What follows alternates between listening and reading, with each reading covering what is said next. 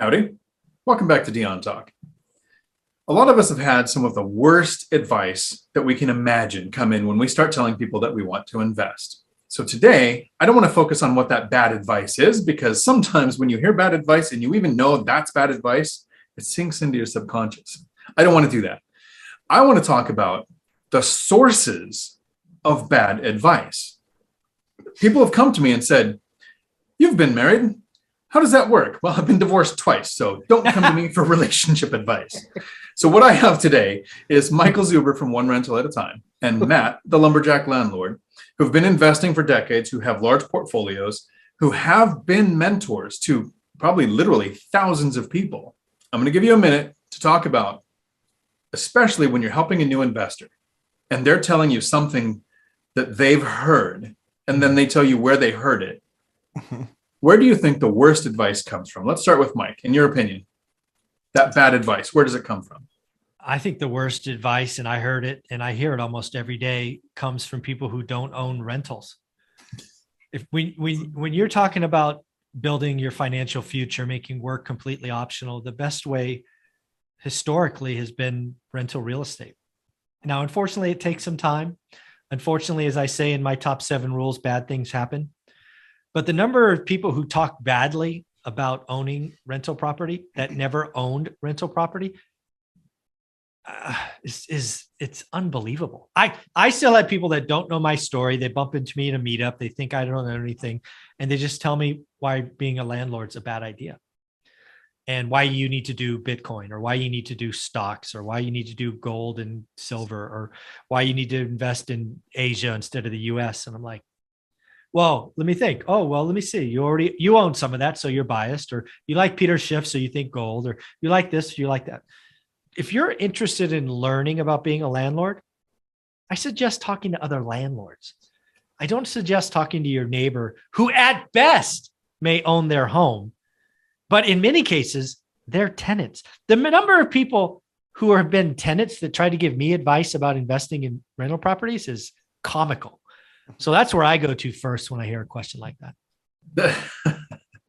And we'll definitely come back to you. One of my favorite things a tenant said to me was, "I'm so glad I don't own rental properties. I don't know why." This is when we were doing the binder strategy, and she was asking for the rent to go up $390. She said, "My uncle had rentals. He had so many, he had to quit his job." So consider the source. And you talked about people who haven't owned a rental trying to give advice. I think, like, coming to me for relationship advice, one of the mistakes people do is they go to someone they know who used to own rentals. Yeah, used to, yeah. So you're going to the failed source of information. Great for like a warning sign, but not for investment strategy. Don't do this. Yeah, exactly. Right. Yeah. And Matt, what are your thoughts? So I have a list. My list is new real estate agents, people that aren't landlords, people that invest in different assets than what you're planning to invest in, people that have been in a given town for far too long and don't understand what the new economy is in the city or town that you're trying to invest in, the banker, lawyers, because largely if lawyers and doctors are going into that, it's time to get out, because usually they're horrible investors. Some lawyers are exceptions, but doctors usually aren't. And so when they're talking about investing, you're just like, oh no, the crash is coming. That's far more indicative. They're coming in. That's far more indicative. Yeah. That's far more indicative, because for them, they can get any loan from any bank for anything ever because they're a doctor. And everyone's like, they're always going to have work. They're always going to have a job. They can always make plenty of money. So they get whatever loan you need. So damn the torpedoes. Doesn't matter what the numbers are. They're getting a loan. So yeah, I mean, that's 9, I think, or 8 that I just listed off. And it's really just people that are completely uninformed about what you're doing. Like, I've heard I couldn't do what you can do or what you do. And I was like, I totally agree. You should never try. You will fail miserably at it. And they're just like, what's that supposed to mean? I go, exactly what you said. What are you confused? I'm agreeing with you, you dummy. And so this is the problem, is that I think, there's so many people that try this onesie twosie and aren't good at it. And they think that that's well, what the experience. they didn't do the work. They didn't. They it didn't. takes time to figure it out and like get your network going. I don't know what it is. Social media, maybe we do it as well sometimes unintentionally. But we make it look easy. There's nothing that we have ever done that's easy. No. Well, it gets easier. I mean, the last building that I bought is, it was pretty quick. I mean, I probably had a total of 4 hours in the deal. Yeah. Maybe 5. And in the beginning, I had way more than that, 10, 12, 15, 20 hours in a deal for sure. So I agree that it gets easier. I don't know that I've ever purchased a property where there wasn't something unique that irritated me, scared me, gave me pause. And, owning 7 properties is very different than owning 30 something properties, or it's not that different. Right. So what I really like, Matt, is you pointed out, you said newer agent, and then you said people who invest in different asset classes.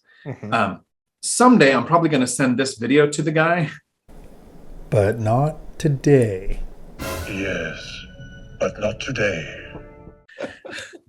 Because I like the guy and I don't want him to know that this is what I think of him. I have a friend who I thought was a mentor when I first started investing. Oh, no. He has over 30 rental units. He had 19 agents working for him at his own office of, I'm not going to name it, but his own real estate office, and decades worth of information. He's never used a mortgage. He's never invested in small multifamily. And had I got the offers accepted, the first few that he had me making, when I didn't know how to run the numbers and I didn't know how to find rent ready or properties that limit tenant turnover and all the ways to be not near one economic driver, all the stuff that I learned over the next few years, I would have went bankrupt on those first 2 deals if I got them. So even somebody who's investing and isn't brand new, isn't going to invest the way you do, isn't going to have your resources, your starting position. The reason I wanted to make this video is we have people in our lives as we get into investing. You're going to talk to a lender. You're probably going to have a real estate agent if you don't get your own license. You're probably going to have other investors that you talk to. At some point, you're going to talk to an attorney. Each one of the people that Matt named and that I just named have a job. The attorney's job is to protect your assets. The CPA's job is to get you the best tax benefits and make sure that you're doing everything legally. Your real estate agent's job is to close deals. Your lender's job is to sell loan products. So I wanted to get some investors together to talk about the sources of bad information so that even here on YouTube University, there are channels that the 3 of us would love to debate. Oh, yes. See. Yes. I know one that I want to get. Yeah. Okay. I'm sorry. That was out loud. I'm sorry. I want to do a cage match with a couple of them. Forget debating them. Todd Baldwin offered $100,000 to a guy just to have a debate with him.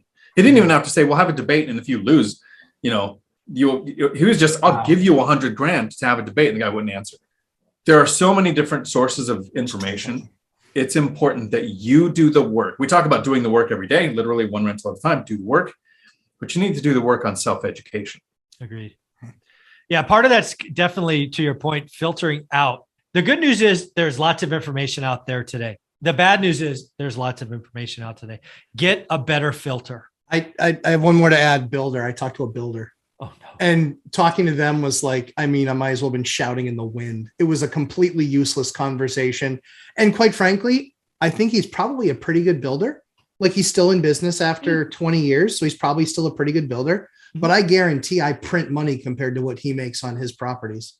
Yeah. Guaranteed. And I don't have to do any of the work that he's doing. He's creating something from nothing. Yeah. I'm properly managing an asset. Yeah. Can you imagine what his supply chain at dead days looked like? Cost of capital today? Oh my God. I don't know if he's going to be in business in 2 more years. I mean, with some of the prices that we're seeing in our area, almost 500 a foot when historically we're 200 a foot. It's crazy. Right. So even if you're talking to somebody who, let's say you have the builder, they have the different cycles. You have investors who, if somebody invested in 2011, 12, and 13, and then never purchased another thing, they look like a genius. Yeah, they do. But good luck buying in today's market without understanding it. Well, that brings up a really good point, Dion. That's something that I see often. People that bought kind of one every few years and they weren't doing the work consistently through that process. And now they're showing up in this market and they're like, yeah, I mean, I don't know why I'm losing. I was like, because you have, where would you like me to begin? Yeah. You are losing because you don't know anything about this market, because you're literally, I mean, every single price that comes up, you're like, that's insane.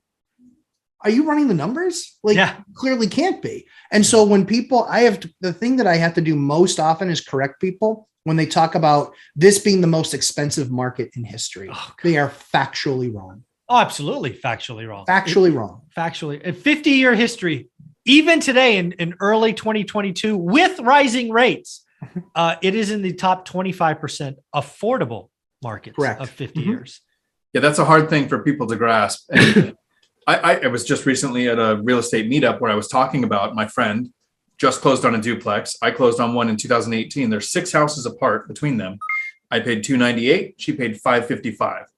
I couldn't get the people at the table to understand that her deal was a better deal. We hear price, we focus price. Yeah, sure.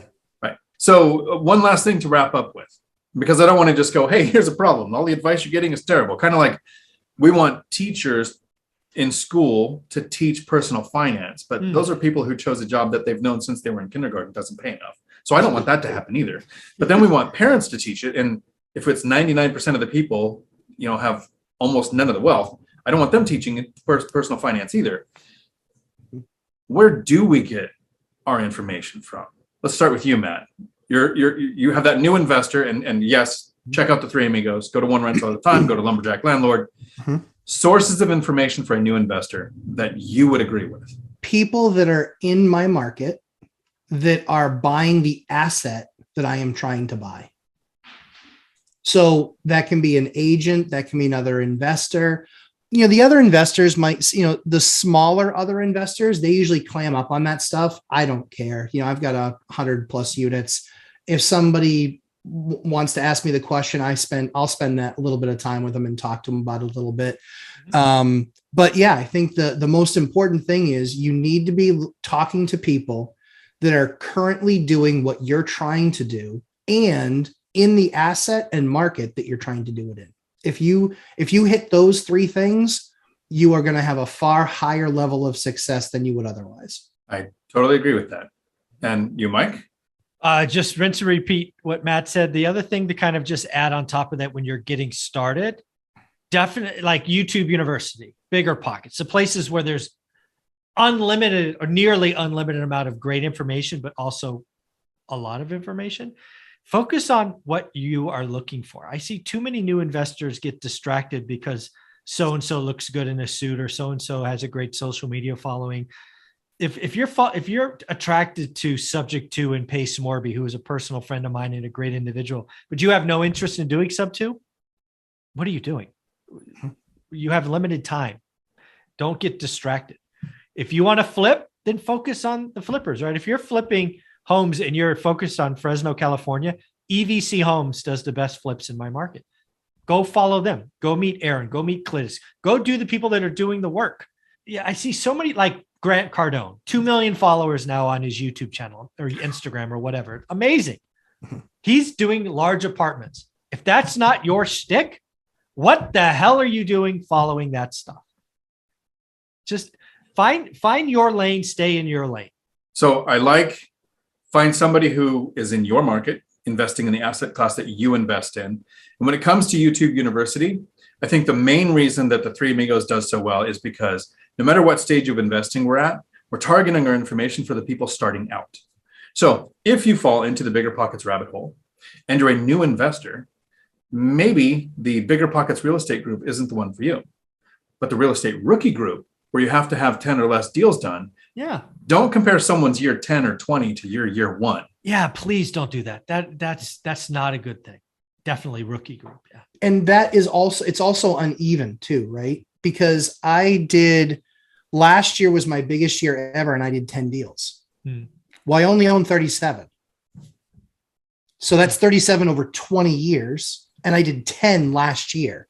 Right. So it's also very uneven and that's where you need to go is, when was the last time that person purchased that asset in that market as well?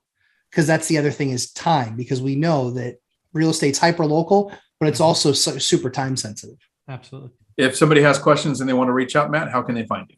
Lumberjack Landlord on YouTube and Lumberjack Landlord on Instagram. And Mike, how can they find you? One rental at a time. And I will say, Dion, again, you had this challenge, 500 purple hair. I did it just for you. You're the one that brought this up. Thank you. And I matched you. Like I said, I would when you said you would agree to do it. Congratulations on the 500. Looking forward to the million. Yes, me too. Can you cover really quick? We're doing the donation to the food group. Mm-hmm. You're donating $5,000. Mm-hmm. Your portfolio is 10 times the size of mine, so I'm donating 500. Mm-hmm. I'm going to send you the money, and then you're going to send it. So if we want to send it to you, how do we do that? If not, you're going to give out the address of the food bank, right? Yep. So what I'll be doing tomorrow is doing a live stream, putting on the address in person. I will ask that you add in the description one rental at a time so I can know the total. But if you'd rather just send me the money, PayPal is probably the easiest way. It's just connected to my email address. Let me know what it is. And then I'm writing a personal letter. I've got my first draft right here. And I plan to send the check off probably March 31st, April 1st, Fool's Day. Don't do that. Probably March 31st. I'm hoping beyond hope that it's $10,000. I'm doing 5. So yeah, it's going to be pretty cool. I said that I would do my percentage of portfolio to yours. And so I think that puts me at 3. Awesome. So you're 5, me 3, Dion 5. And then Matt, the mortgage guy's coming in for 5. Stephen Dow's coming in for 500. Nice. Very So good. The other thing too is if anybody sends it to you via PayPal, make sure it's friends and family. That way it's not taking money out. Right. Yeah, exactly. It's charitable. Yeah. Thank you guys. It's there. I was giving back is awesome. Giving back to something that is memorable to you as a child. You don't understand how good this is going to feel. Food insecurity was a big deal. It's one of those baggage things that I still keep with me. I can close my eyes and be that skinny kid going, oh, good, a baked potato. Will it have butter or salt today? Right.